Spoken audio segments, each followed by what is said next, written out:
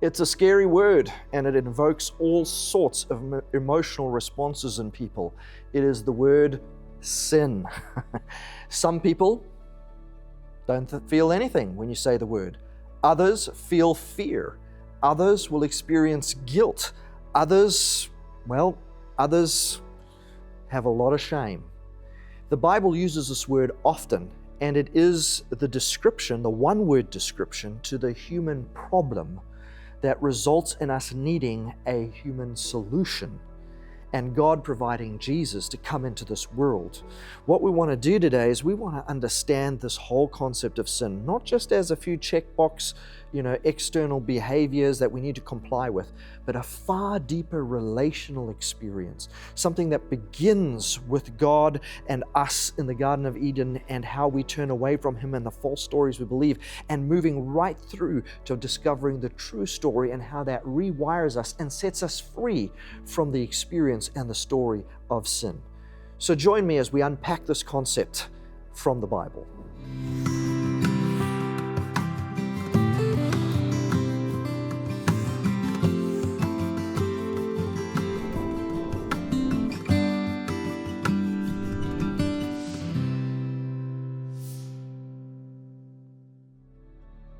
The year was 2014, and I thought everything was going really well in my relationship with my wife. When all of a sudden, what seemed to me to come out of the blue, she said to me, "Adrian, I think this isn't working, and I think we should be divorced." It took me a while to comprehend what was happening. It was something I didn't expect to hear, and it was something that came out of the blue. And I guess the problem is that by the time someone gets to that point in the relationship, there's been a long history before that. But of course, I had been oblivious to that. In my little mind and in my little heart, everything was going just fine. And I was not tuned in to the way in which my wife was feeling disconnected. I don't know if I could use the word estranged, but just taken for granted and neglected. That moment in time was a big wake-up call to me, because it made me realize that without those relationships, life and all of its accomplishments seemed to be, not as meaningful, not as rewarding. Now, I'll jump forward to today and just say the good news in the story is that my wife and I have found healing in our marriage. It is an ongoing journey, and I have certainly learned to become more attentive and pay closer attention to her and to our family dynamic and to our children, and to be far more plugged in to all of that than what I was as a younger husband, as a younger man.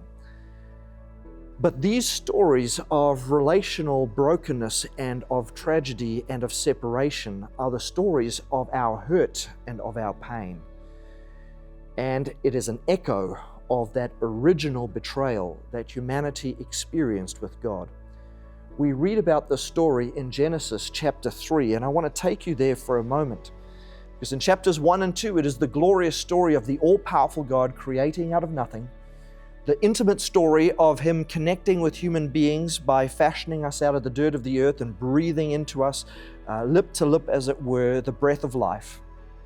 But then in chapter 3, we step into the moment where it all goes wrong. And in essence, what we have here is a story of betrayal, a story in which humanity cheats on God, as it were, finds another loyalty to align themselves with, and as a result of that turns away from God, from His principles, from His character, and embeds into our very own experience and our future actions the seeds of that rebellion and that betrayal, which leads to all kinds of human brokenness, all kinds of relational breakdown. So it says it like this in Genesis chapter 3 from verse 1. It says, "The serpent was the shrewdest of all the wild animals the Lord God had made.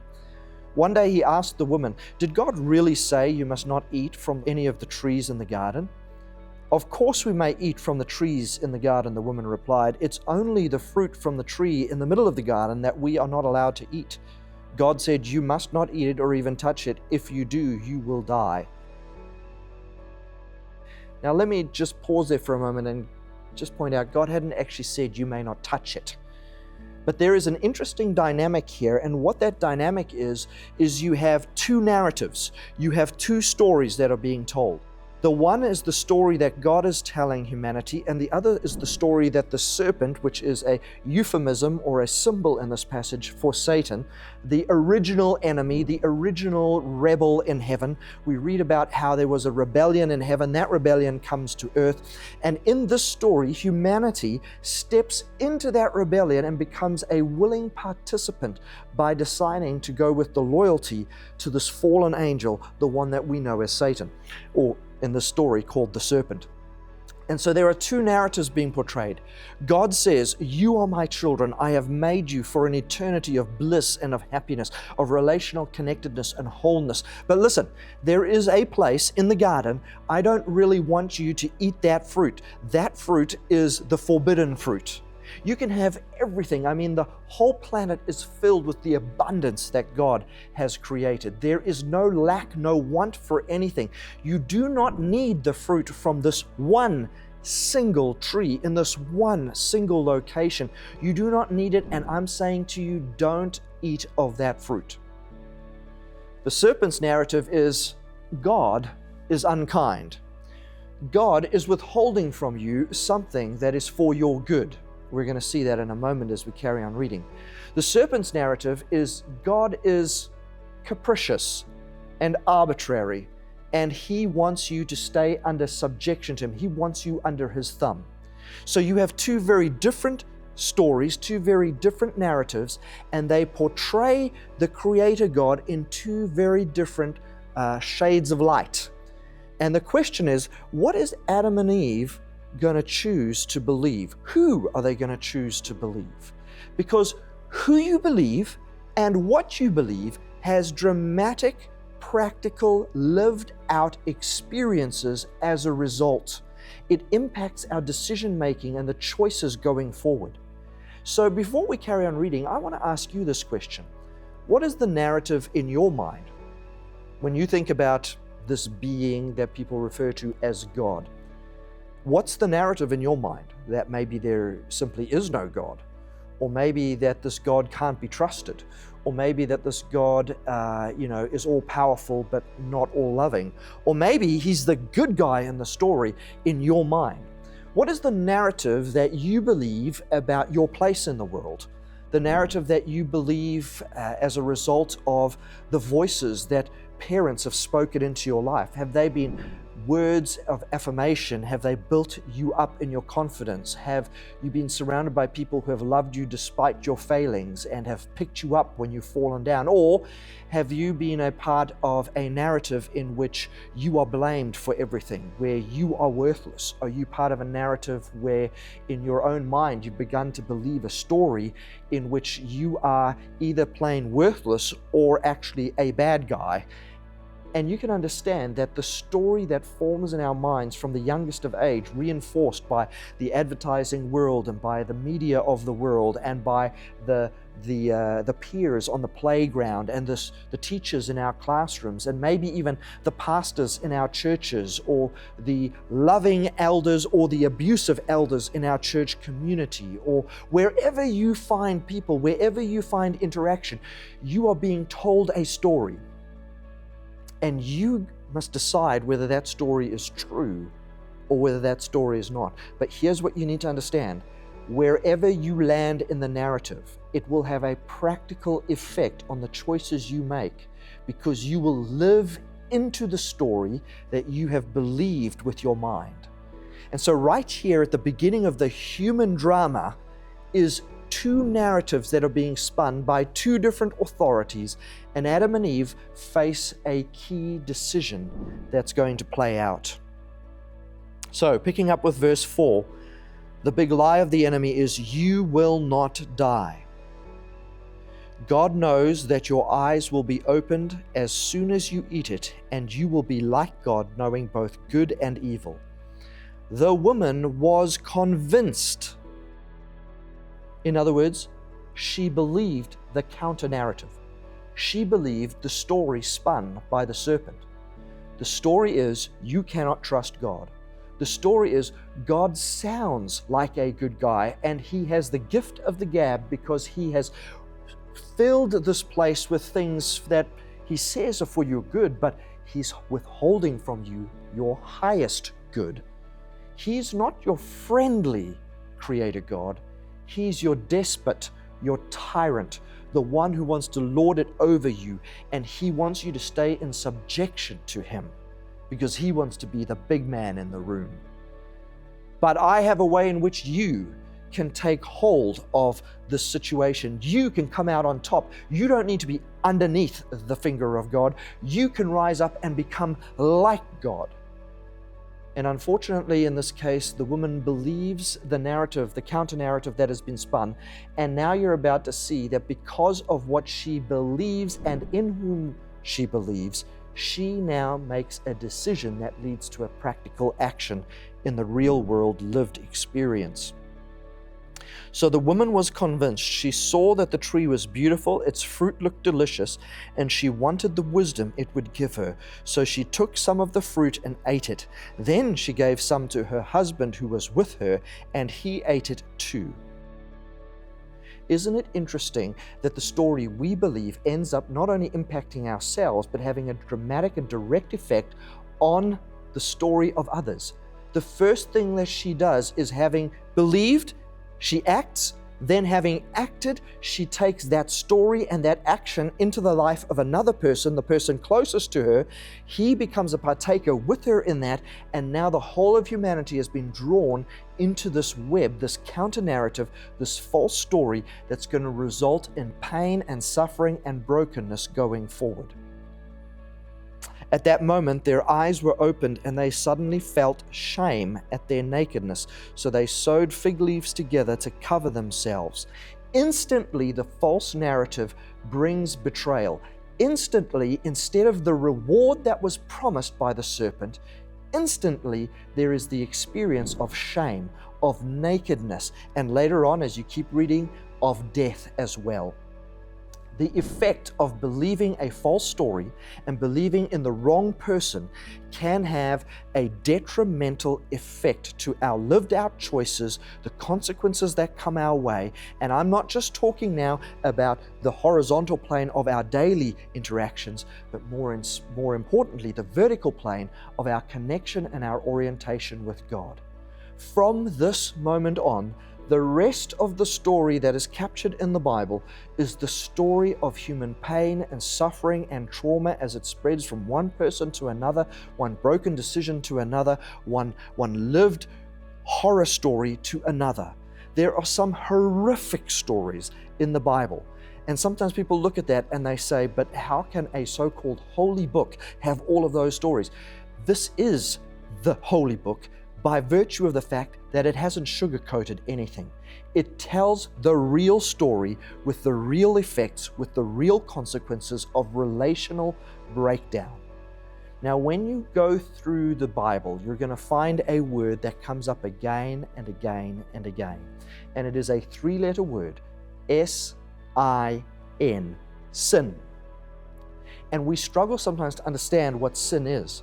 In fact, even when you read the good news parts of the Bible, the stories of the parts about reconciliation, 2 Corinthians chapter 5 or Romans chapter 3, which tells about what God has done in Jesus to reconcile, to heal the broken relationship, it usually always references the problem of sin, because sin is the root cause of the brokenness. Now, you can define sin in a number of ways, and the Bible defines sin in a number of ways. Sin is the breaking of God's law.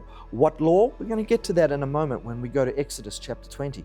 But sin is defined in the Bible as breaking God's law. In other words, His rules for life. But I don't think that that's the best way to explain sin. Because so often when we think of rules and when we think of law, it's a very superficial understanding that we have. It's very much like, look, if you just do these things, you're a good guy. If you don't do any of these things, you're a bad guy. But you can do the right things on the outside with the wrong motives on the inside. You can appear to comply or to conform on the outside. You can look obedient on the outside and yet not cherish a spirit of obedience or the joy of obedience on the inside. You see, in the beginning, when Adam and Eve were created, everything inside of them resonated with the character of God. Everything inside of them, it was as natural as it is for you and I to rebel and to be sneaky and to do wrong things. That was unnatural to them, and it was as natural for them to simply live in harmony with the wholeness and the beauty of what God had made and created. The moment they believed the counter-narrative, the moment that they took action and lived out the logical choices of believing that lie, that moment they experienced shame. That moment they experienced nakedness. That moment they started the dominoes falling towards the experience of death. In that moment, their hearts were rewired and reconfigured so that obedience was no longer a joy, but rather they were rebels. They had chosen a different authority, they had chosen a different story, and they had chosen a different character, a rewiring of the beauty that God had made them to experience and to be a part of. And this is why the human story today is still so filled with relational tragedy and breakdown. I mentioned to you my near miss with divorce, with relational loss in terms of family. And I'd be willing to bet that somewhere in your life, you've experienced either a near miss or a complete loss. And this is why.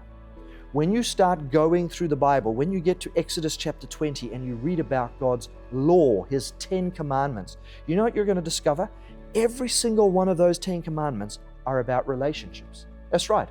Think about the very first one. It says, "You shall have no gods before me." What is that? That's God saying, listen, in a universe where I am the creator and the maker of all things, and you are the creatures that depend upon me for life, the only way this works is where you give to me my rightful place, which is recognize and have the highest loyalty to me and to me alone. And then he says, listen, I don't want you to going and making and fashioning physical things to try and represent me and bowing down and worshiping them. I want you to let me be bigger than the confines of your tiny imagination. Let me be the God that is beyond what you can imagine. Don't confine me to what you can think of and what you can make with your hands. He says, listen, when you think about using my name, use it with deep respect and with love, because I love you and you love me. Don't use it flippantly as a swear word, what the Bible calls using His name in vain. And if you're going to take your name upon me, call yourself a Christian, a follower of Jesus Christ, a believer in the true God, it says, live like you mean that, like you have chosen that narrative, and don't say that and do that and then go and destroy and break and undermine people and bring hurt and pain and suffering. He says, that's taking my name in vain. He says, listen, every seventh day, I've set aside time. I want you to step into that time with me, because relationships don't work without time, right? Dedicated, intentional time. And those first 4 commandments, they're all about our relationship with God. The next 6 in the 10, they're all about our relationships with people. I mean, if I just run through them very carefully, not bearing false witness, which is the same as not lying, right? Not stealing, not committing adultery, not coveting and desiring what other people have over the relationship you have with that person. This whole idea of not committing murder, what are those? Those are relationship assassins. If you're going to live by a code where you do lie, where you do steal, where you do cheat, where you do commit adultery, where you do love things and possessions over people, and you use people to get your way and to advance and to gain more stuff, if you do commit murder, whether it's murder of the heart or the murder of the tongue through assassinating someone's reputation or actual physical murder, if you engage in those activities and you live by that counter-narrative code of conduct, then this world is going to be more of what this world is. You're going to experience more of the pain and the suffering, the guilt, the shame, the nakedness. If other people live like that, you're going to experience the insecurity as they do those things towards you. The reason the world is broken like it is because we don't keep God's law.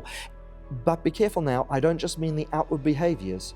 What I'm saying to you is that God's law, His rules for life, His commandments, are relational hedges protections.